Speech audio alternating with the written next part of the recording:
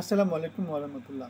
So একটা খুব সুন্দর একটা দেখেন কম্পেয়ার অ্যান্ড কন্ট্রাস্ট যেটাকে বলে না, চাওয়া পাওয়ার যে বৈপরীত্য সেটা দেখতে পাবেন এখান থেকে।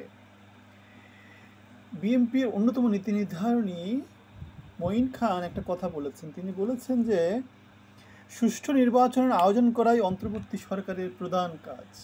খেয়াল করেন, অন্যদিকে আমাদের প্রধান উপদেষ্টা বলেছেন ন্যায় বিচার প্রতিষ্ঠা এবং রাষ্ট্র সংস্কারই সরকারের প্রধান চ্যালেঞ্জ।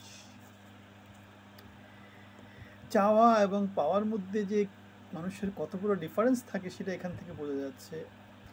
অন্যতম প্রধান বিরোধী দল, মানে যারা নির্বাচন হলে যারা ক্ষমতার দাবি রাখে, ক্ষমতায় আসার, সেই বিরোধী দল বলছে, সুষ্ঠু নির্বাচন আয়োজন করাই, হ্যাঁ সেটা বাংলাদেশের সবার সেটাই কথা যে সুষ্ঠু নির্বাচন গণতান্ত্রিক পথে বাংলাদেশ যাবে। কিন্তু প্রধান উপদেষ্টা বলছেন ন্যায় বিচার প্রতিষ্ঠা, তারা বিচার করবেন। তারা কীভাবে বিচার করছেন? তারা ফারুকীকে মন্ত্রিপরিষদে নিয়ে বিচার করছেন, তারা পুরা চিটাগাং থেকে 16 জনকে বা 13 জনকে নিয়ে তারা বিচার করছেন, তারা মব পপুলিজম যেটাকে আছে, মব জাস্টিস নিয়ে তারা ন্যায় বিচার প্রতিষ্ঠা করছেন। রাষ্ট্র সংস্কার 90 পরবর্তী সংস্কারের কথা আমরা জানি। 29 সংস্কার কমিটি না গঠিত হয়েছিল, এখন তো মাত্র 10টা।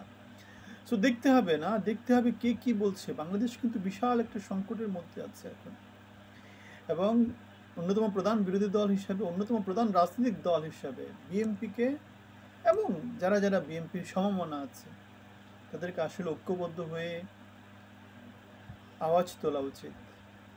এবং আমি জাস্ট প্রেডিকশন করছি, এমনও দেখা যেতে পারে আওয়ামী লীগ বিএনপির সাথে যুক্ত হতে পারে। কারণ হচ্ছে এই যে বৈপরীত্য চাওয়ার, কারণ ইউনূস সরকার, সে কে? তার জনভিত্তি কি আছে? সে কি গণভোটে এসেছে? সে নিজে অবৈধ। এখন তার যে চাহিদা, ন্যায় বিচার প্রতিষ্ঠা এবং রাষ্ট্র সংস্কারই সরকারের প্রধান চ্যালেঞ্জ।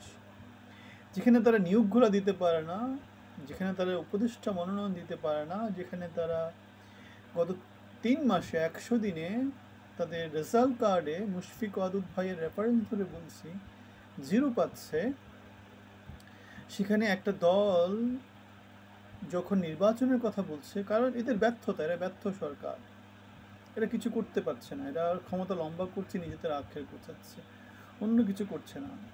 সুতরাং বাংলাদেশের আপামর জনসাধারণের আসলে সংগ্রামটা শেষ হয়নি, সংগ্রামটা মাত্র শুরু হয়েছে। নতুন একটা সংগ্রাম লম্বা হচ্ছে। আপনারা কি ভিন্নমত পোষণ করেন কিনা? ভিন্নমত পোষণ করলে আমাদেরকে জানাবেন। ভালো থাকবেন, ধন্যবাদ।